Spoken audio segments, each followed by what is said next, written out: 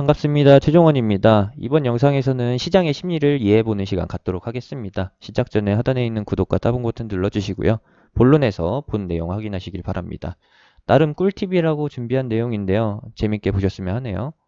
시장의 심리를 이해하는 방법은 여러 가지가 있지만 역시나 기술적 분석이나 기본적 분석 이런 것들을 예시로 들겠지만 저는 가장 먼저 여러분들의 심리를 이겨내는 방법 그것부터 좀 말씀드리고 싶어요. 그것을 이해하기 위해서는 시장에 누가 존재하느냐를 먼저 알아야 되는 거죠. 당연스럽게도 시장에는 수급의 주체라고 하는 외국인과 기관이 있고, 그리고 또 누가 있느냐? 개인들이 있다. 근데 더 중요한 건 무엇이냐? 개인의 탈을 쓴 누군가가 또 있다라는 거죠. 그것은 바로 세력. 세력이 매매를 하는 거는 외국인이나 기관 수급으로 잡히지 않습니다. 다 어디로 잡히느냐? 개인으로 잡혀요. 그러면은 시장에 나타나고 있는 개인의 그 매수와 매도, 거기에는 무언가를 확인할 지표가 없다라는 게 가장 문제예요. 그럼 우리는 어떻게 하느냐? 간단하게 보면 되죠. 외국인과 기관이 매매를 할 수 있는 종목이 있고, 그리고 외국인과 기관이 매매를 할 수 없는 종목이 존재한다라는 걸 아셔야 합니다. 가장 쉽게 표현할 수 있는 방법은 대형주, 그리고 외국인과 기관이 만질 수 없는 것은 소형주. 그러면은 여기서 의문이 하나 들죠. 호가창에 뜨는 수급표에 뜨는 외국인과 기관은 무엇인가요? 외국인 창구를 이용해서 소형주를 매매하는데 요거는 어떻게 봐야 될까요? 그건 그냥 검은 머리 외국인이 외국인 창구를 통해서 매매를 하는 거예요. 외국 국적을 가진 사람은 외국계 증권사를 이용할 수 있기 때문에 그를 통해서 매매를 하는 거고, 여러분들이 키움이나 아니면 기타 투자증권사의 MTS, HTS를 이용해서 매매하듯이 그렇게 하면 되는 겁니다. 그렇게 되면은 외국인으로 잡히는 경우가 있는데 그것까지는 신경 쓸 필요가 없다. 왜? 애초에 소형주라는 영역은 외국인과 기관이 담을 수 있을 만한 그러한 존재가 못 되기 때문에 외국인과 기관의 그릇은 어마어마하게 큽니다. 이것을 다르게 표현하다 한다라고 하면은 코끼리고, 그리고 외국인과 기관이 담지 않는 우리 개인 투자자들이 하는 영역, 개인 투자자들은 무엇이라고 부르느냐? G 정도라고 보면 되겠네요. 햄스터라고 하죠. 햄스터는 아몬드 몇 개 정도면은 배가 채워지지만 코끼리는 아몬드 몇 개로는 배가 채워지지 않습니다. 그러면 코끼리는 어떻게 해야 될까요? 더 많이 먹어야겠죠. 그러면은 차이가 있다라는 게 분명히 느껴지실 겁니다. 코끼리는 코끼리다운 영역에서 식사를 해야 되는 거고, 햄스터는 조금만 먹어도 되니까 어디에든 기웃거릴 수 있다. 햄스터가 코끼리 먹는 데 가서 먹어도 배를 채울 수 있어요. 햄스터는 어디를 가도 배를 채울 수 있다라는 거죠. 우리 개인 투자들은. 하지만 코끼리는 햄스터가 먹는 거, 햄스터 거 뺏어 먹어봤자 배가 안 차요. 그렇기 때문에 코끼리는 자기가 어울리는 그라운드에서 그 영역에서 매매를 한다. 그것이 바로 대형주. 뭐 개인들은 대형주든 소형주든 할 수 있지만 승부가 안 되는 게 자금력에서 밀리면서 휘둘리는 게 바로 대형주 영역이다. 그래서 개인 투자자들은 대형주를 웬만하면 매매하면 안 된다.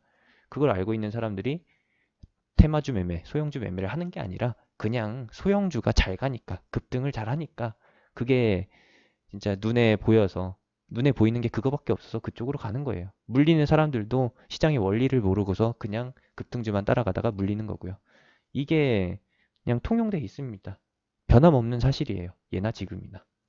그러면은 외국인과 이제 기관, 수급의 주체와 개인의 차이를 느끼셨죠? 그럼 개인들은 어떻게 시장에서 이겨내야 되느냐? 시장을 이겨내야 되느냐? 그러면은 개인을 잡아먹기 위해서 존재하는 게 세력이니까, 개인한테 빨대를 꽂아서 쪽쪽 빨아먹는 게 세력이니까 세력이 어디에 숨어 있는지 확인을 해야 되죠.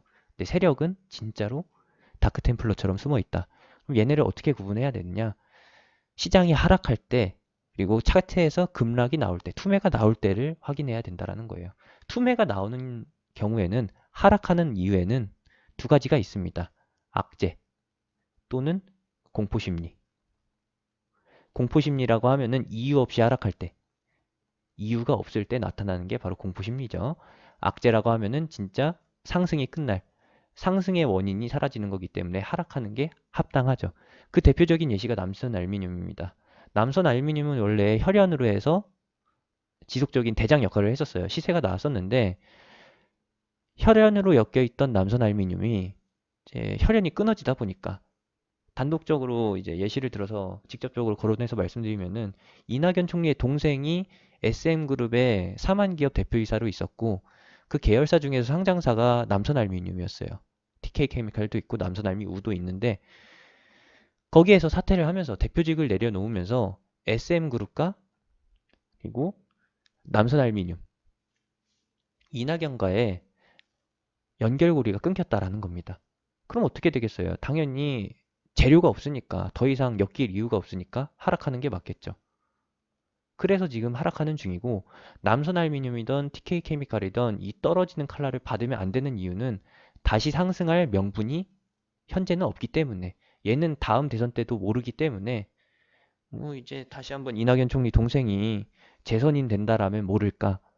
절대 안 됩니다. 그래서 이런 하락은 진짜 떨어지는 칼날이라는 거고 이런 상황 속에서 같이 하락하는 그것이 무엇이죠? 바로 이낙연 후속 테마들이죠.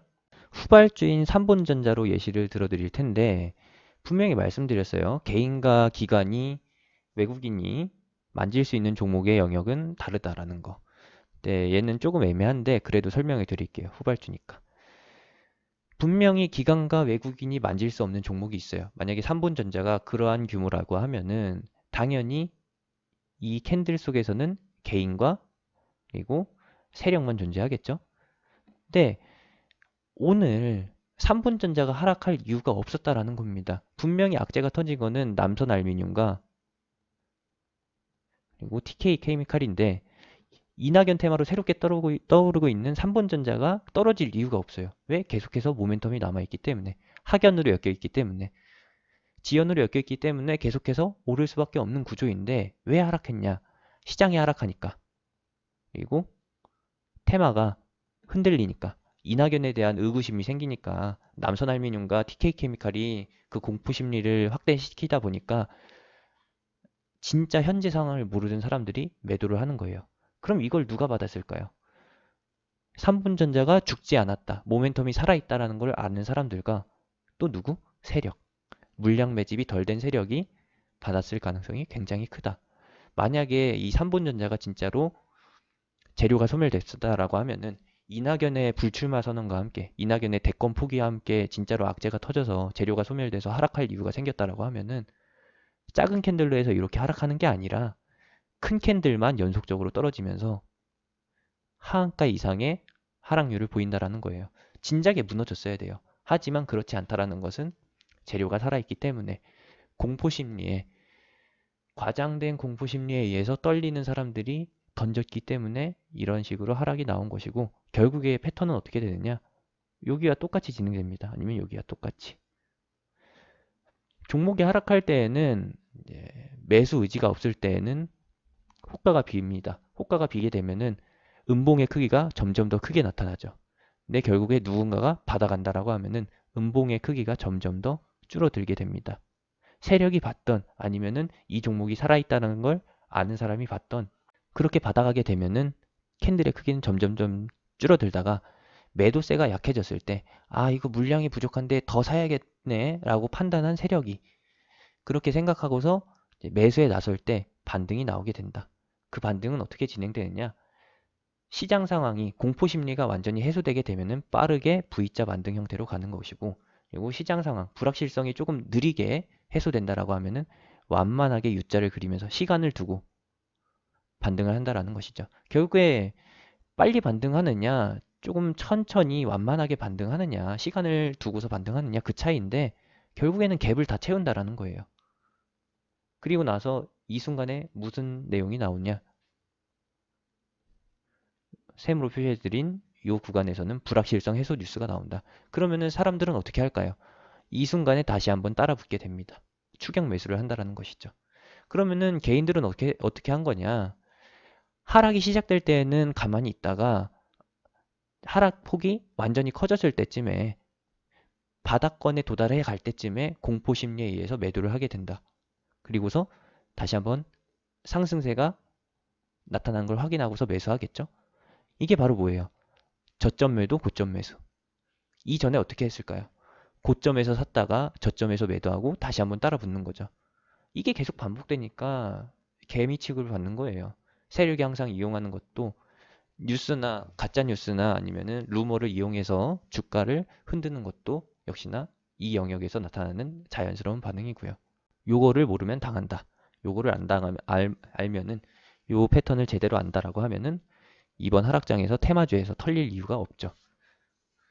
분명히 말씀드렸습니다.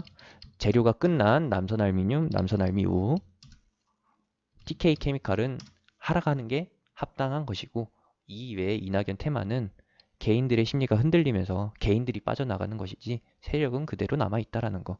유력한 대선 후보 이낙연은 변치 않다는 거. 자기 입으로 대권에 나서지 않겠다. 민주당에서는 새로운 인물이 대권에 도전할 것이다. 이렇게 발표를 하게 되면은 그때는 상황이 달라지는 거죠. 하지만 그 전까지는 역시나 머리가 깨져도 좀 이런 표현은 죄송하지만 대가리가 깨져도 이낙연이다라는 거 참고해 주시면 되겠습니다. 이상으로 세력의 공포심리 활용법, 이것을 뭐라고 부르느냐? 휩소라고 부릅니다. 이런 것이 진짜 팁이라는 거. 원래는 이게 그냥 알려드리기 진짜 아까운 내용이에요. 지금 이 내용 10분 조금 안팎의 내용인데 요거를 제대로 이해시켜 드리면은 이게 몇백만 원짜리 강의라는 거죠. 그 이상의 가치를 하는 거고. 하지만 저는 이렇게 쉽게 알려드린다. 왜? 지금 같은 시장에서 여러분들이 떨고 있을 걸 잘 알고 있기 때문에. 이렇게 봐주시면 되겠고요. 아, 나는 이 내용 절대 동감할 수 없다. 이 내용 진짜 아니다. 이런 미친 소리 하는 전문가가 있나라고 최종원 대표 진짜 가짜다라고 하시는 분들은 생각하시는 분들은 그러면 다른 거 사세요. 남선알미늄이나 TK케미칼 사든가. 그거 사서 당해봐야지. 2연속 하한가 3연속 하한가 당해봐야지. 그때서야 정신 차리고서 이 영상을 다시 보시겠죠. 그런 상황 없길 바라면서 이렇게 교육 영상 남겨드린 거고요. 도움이 되셨으면 합니다. 제가 운영하는 톡방, 제가 운영하는 공개 추천주 궁금하신 분들은 제 톡방 눌러 오세요. 영상 하단에 있는 링크, 댓글에 있는 링크, 영상 끝나고 나오는 링크 아이콘 클릭해서 들어오시면 됩니다. 이상으로 시장의 포인트 잡는 법 교육 강의를 마치도록 하겠습니다. 감사합니다.